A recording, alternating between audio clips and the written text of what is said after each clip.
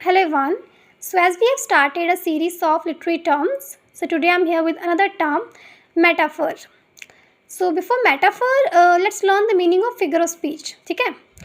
So it means a word or phrase used in non-literal sense for vivid effect. ठीक है?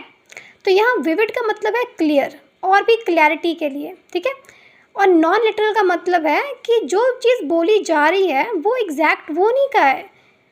अब जैसे मैं आपको बताती हूँ कि एग्जैक्टली बोला क्या गया, कि मतलब एक शब्द या एक फ्रेज़ यूज़ करना नॉन लिटरल सेंस में, मतलब कि देखो मैंने अब किसी को बोला that you are a lion. ठीक है, एग्जाम्पल नीचे लिखी हुई है, इसी को ले लेते हैं.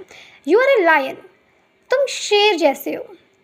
तो अब मैं उसको यहाँ पे एक एनिमल नहीं बुला रही हूँ.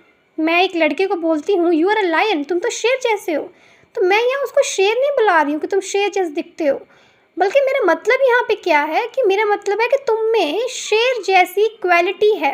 एक शेर में क्या क्वालिटी होती है? तो तेज़ दौड़ने की, बहादुरी की, बेसिकली ब्रेवनेस. उसके अंदर ब्रेवरी होती है, वो ब्रेव होता है. शेर लायन ब्रेव होता है.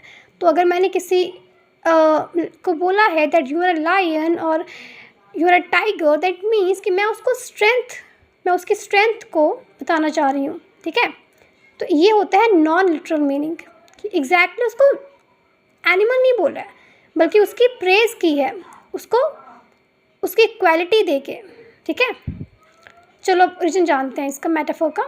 The word metaphor comes from the Greek word metaphora which means transference of ownership. ये जो वर्ड है ग्रीक वर्ड मेटाफोरा से बना है, जिसका मतलब होता है ओनरशिप की ट्रांसफरेंस करना. ठीक है, it is a combination of two Greek words. दो ग्रीक वर्ड्स के कॉम्बिनेशन से बना है मेटा और फेरो.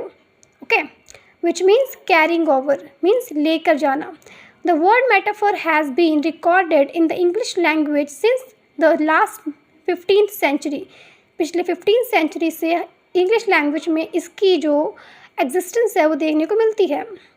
अ meaning, a metaphor is a figure of speech that describe an object और action in a way that is not literally true but helps explain an idea or make a comparison.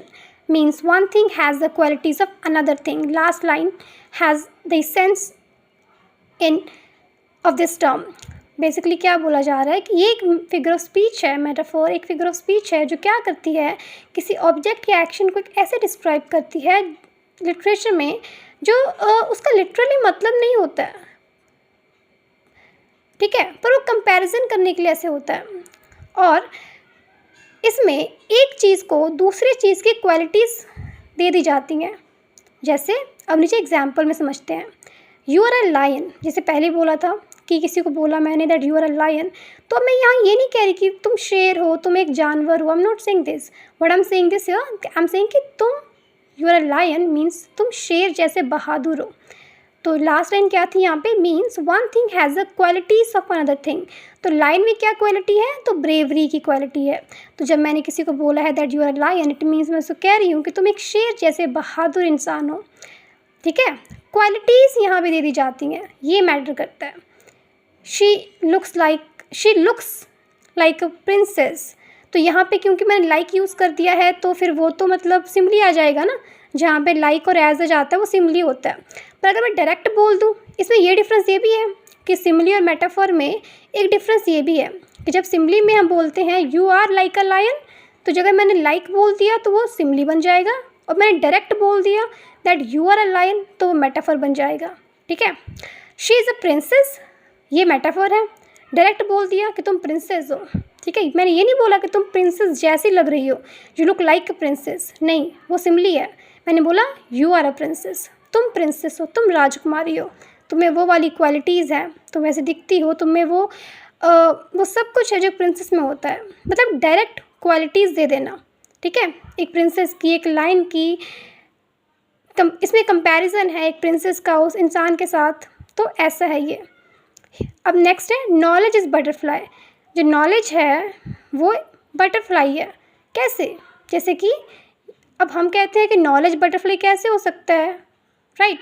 Literal meaning तो ये बना ना कि knowledge butterfly है, पर इसके पीछे का मतलब क्या है. Here butterfly symbolizes transformation, hope, reconstruction. Butterfly का मतलब क्या होता है? होप। रिकंस्ट्रक्शन अगेन एक आस रखनी, एक ट्रांसफॉर्मेशन होना, बदलाव होना, वो बटरफ्लाई है। बटरफ्लाई जब बनती है तो बहुत सारे अपने उसके चरण होते हैं, उसके पहलू होते हैं बटरफ्लाई बनने के। हमने we have must read this, तब जाके वो बटरफ्लाई बनती है। तो नॉलेज इज़ बटरफ्लाई, कि जो नॉलेज है, जो ज्ञान है, वो बटरफ्लाई के जैसा है। वो चेंज को सिम्बलाइज़ करता है, वो होप को सिम्बलाइज़ करता है। ठीक है, तो मेटाफर ये है। ध्यान रखना है कि सिमिली और मेटाफर एक जैसे हैं पर एक नहीं है। सिमिली में भी हम किसी की क्वालिटीज़ देते हैं, पर हम वहाँ पे लाइक और एज़ यूज़ करते हैं। ठीक है, कंपैरिजन करने के लिए दो चीज़ों में हम लाइक और एज़ यूज़ करते हैं, और मेटाफर में डायरेक्ट बोल देते हैं। यहाँ पे लाइक और एज़ वर्ड नहीं आते हैं। अगर मैंने सिमिली होगा तो होगा कि you are like a lion, तुम शेर जैसे हो, और अगर मेटाफर होगा then you are a lion, तुम शेर हो। ठीक है, और बात एक ही हो रही है, क्वालिटीज़ की हो रही है, कंपैरिजन हो रहा है लायन और इंसान में। Okay, have a good day. Please like, subscribe and comment here. Thank you.